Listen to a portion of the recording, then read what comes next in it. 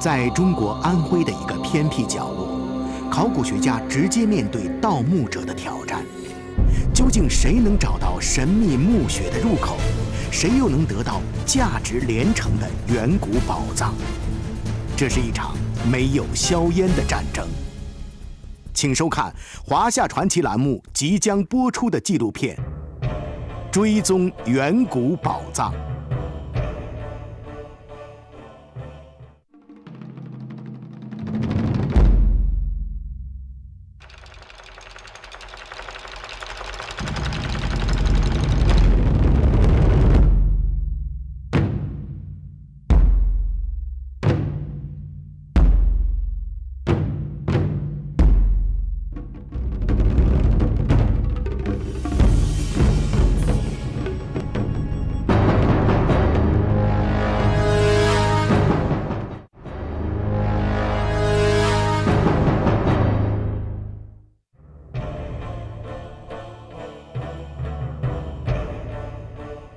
这是安徽省含山县的凌家滩村。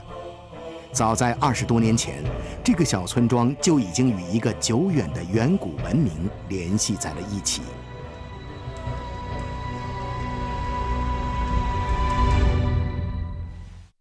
张敬国，安徽省文物考古研究所研究员，也是安徽省玉文化研究会会长，在古玉研究领域有相当造诣。正是他所钟情的古玉，把他和凌家滩紧紧连在一起。20年来，他始终坚信这里埋藏着一批无法估价的远古时代宝藏。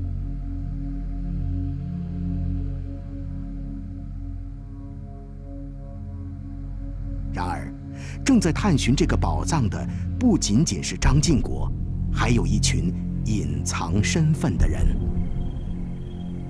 盗宝者的行动隐蔽而诡秘，只有他们留下的盗洞，预示着步步逼近的危险。宝藏所隐藏的地点随时会被盗宝者发现，文物也会随时被盗走。盗宝人和考古队的暗中较量已经拉开序幕。2007年5月18日，人们发现，在凌家滩的高岗上有异常的举动。着装整齐的警察已经控制了一片土地，并拉起了警戒线。所有不相干的人一律回避。当地的村民都预感到，这里将要发生一些不寻常的事。来到这里的是一支考古队，领队就是张敬国。根据他过去20年的研究发现，凌家滩曾经存在着一个远古文明部落。这个部族留下了众多的文物宝藏，就埋藏在这片土地之下。消息的公布使得凌家滩成为众人瞩目的焦点。神秘的巨大财富不仅仅吸引了考古队，也招来了危险的盗墓人。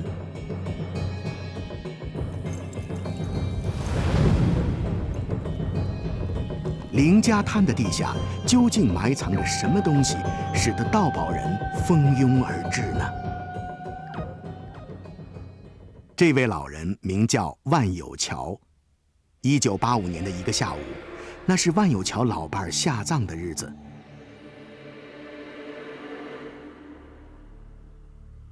人们掘开这片土地，准备安葬死者的时候，意外发现一些奇形怪状的物品。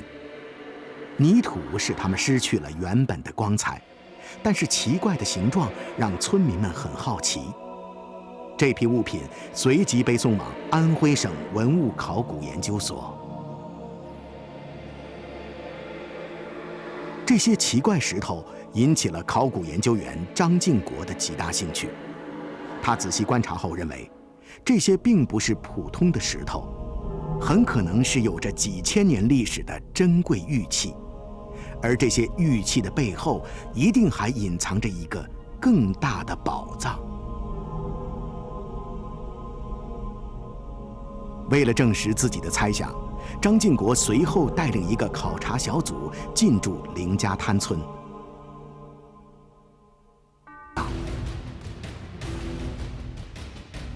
所以从这个发现这批东西之后呢，我就认为林家滩肯定的还有一些重大的发现，但这些重大的发现在什么地方，我们现在是个未知数。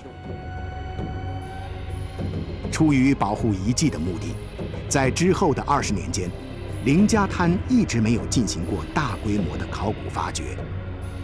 直到2007年，这种平静被一个意外状况打破了。村民们突然报告说，在林家滩发现了大量的盗洞，这证明有人正在窥伺里面的宝藏。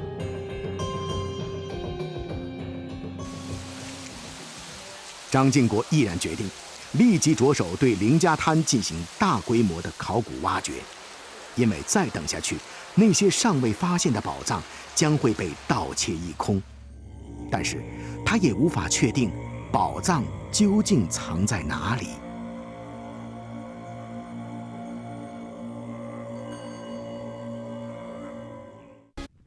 这是张敬国花费了20年的心血，精心绘制的林家滩遗址分布图。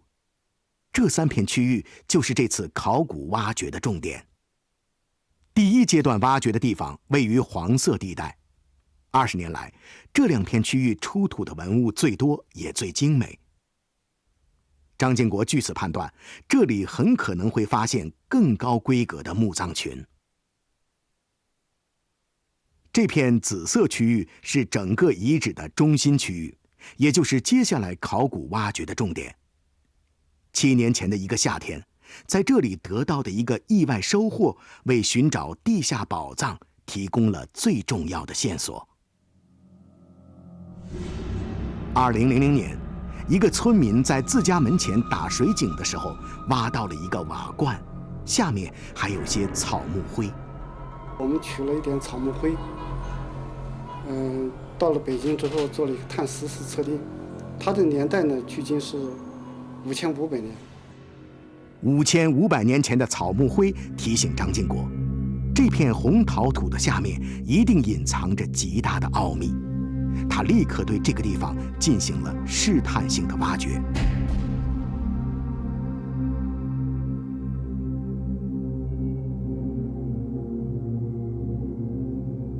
考古人员随后发现，这片红陶土的总面积竟然达到2700平方米，相当于6个半篮球场那么大。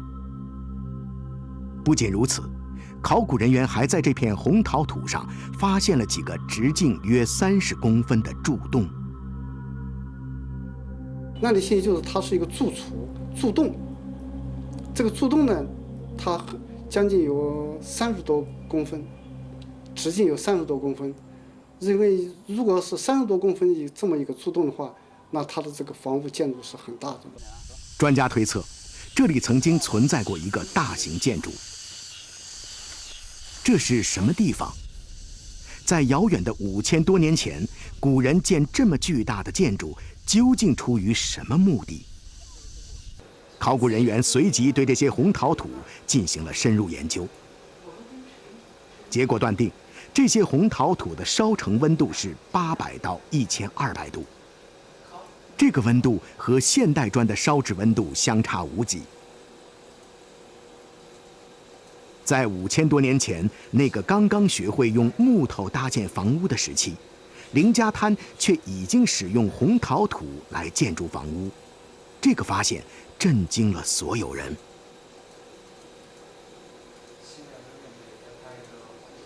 这一块红陶块建筑区，我们推测它可能是当时的神庙或者是宫殿建筑。掩埋。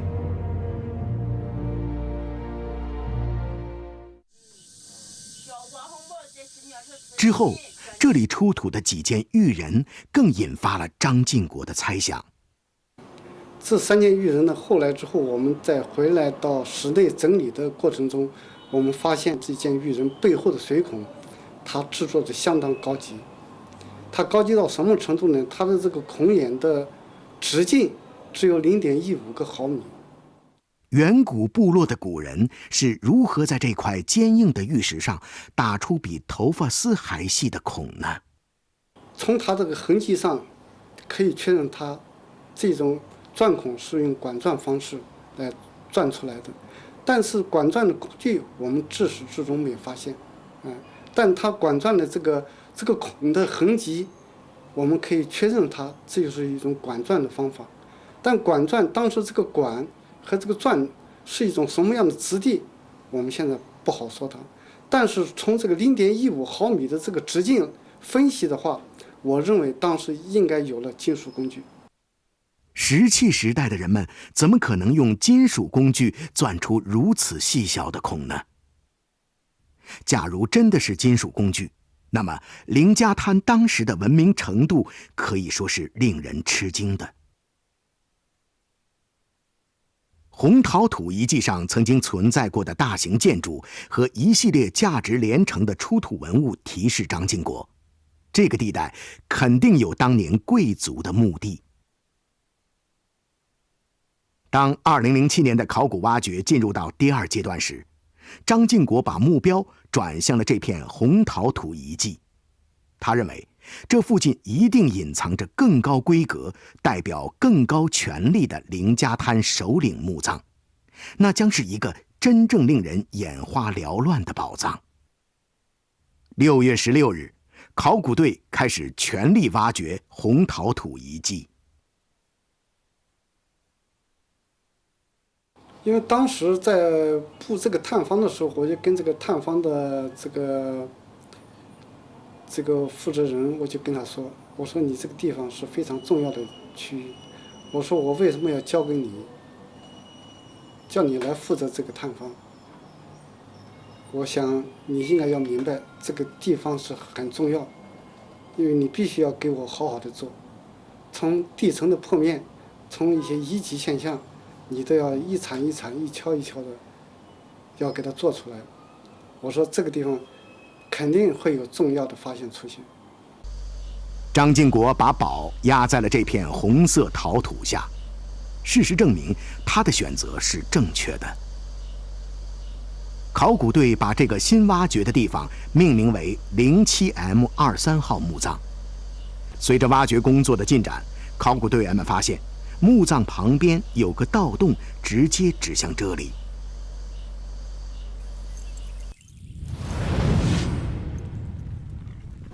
这个盗洞呢，距这个07M23呢，将近有这个50公分距离。这个盗洞呢，如果再往偏西，宝藏的钥匙呢？我就联想到那一件事情。我想这个石柱放在这上头，肯定与87M4可能有相类似的现象出现。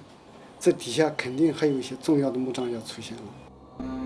考古行动已经取得重大突破，而盗墓者也在步步紧逼。这场较量结果如何？墓葬里究竟又藏着什么样的惊人宝藏呢？请继续收看《华夏传奇》，追踪远古宝藏。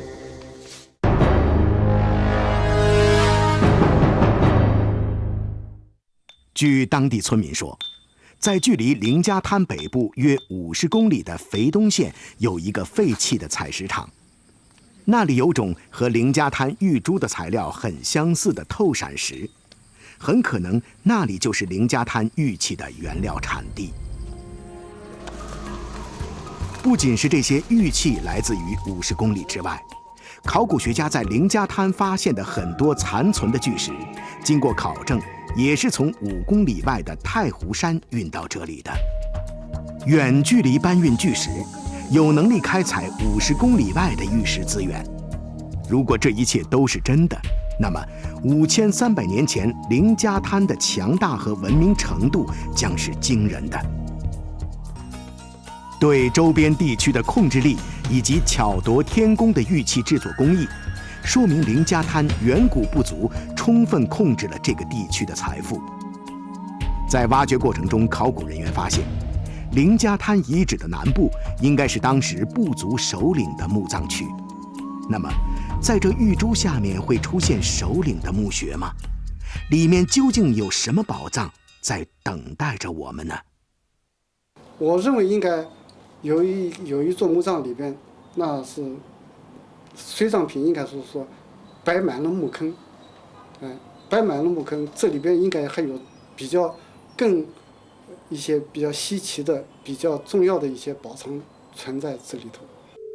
挖掘开始没几天，考古人员就在清扫探方时发现了数个排列整齐的白色环状物。从它们出现的位置来看，几乎可以肯定这就是一个大型墓葬。张敬国的猜测开始得到证实，同时考古队还肯定了另一个更惊人的事实。他们发现，这里曾经是凌家滩部族祭坛的阶梯，而这个刚刚发现的墓葬就位于阶梯的最顶端，距离祭坛中心咫尺之遥。祭坛在远古时代是一个重要的场所，带领部族拜祭天地的是最高的首领。在当时，谁拥有祭天的特权，谁就统领着整个部族。究竟这个被埋葬在祭坛中央仅仅1步之遥的地方的人，会是谁呢？张敬国大胆地判断，这个墓穴就是部族首领的墓穴。2007年6月26日。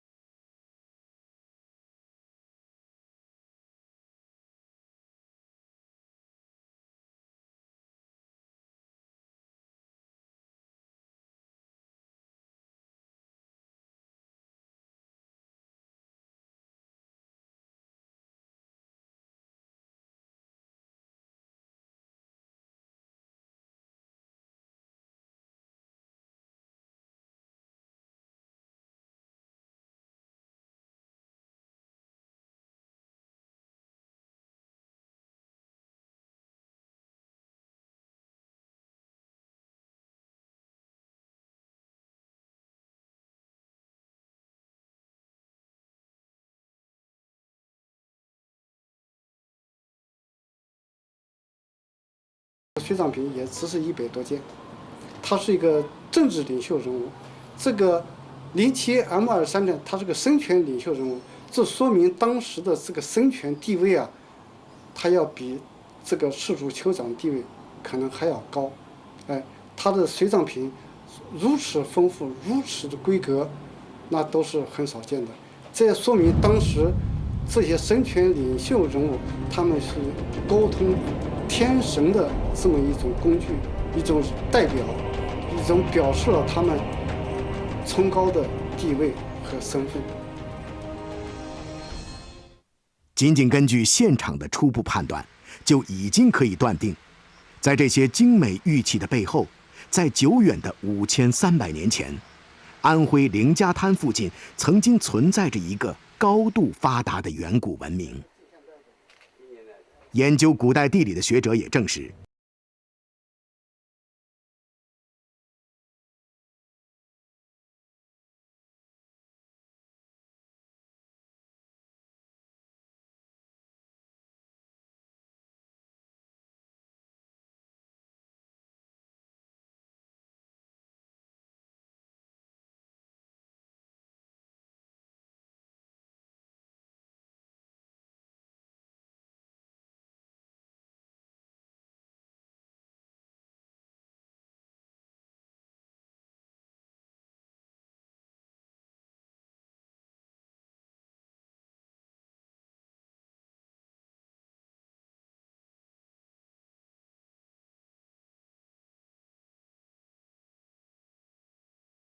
这个发现使我们把目光转向了流经凌家滩的玉溪河。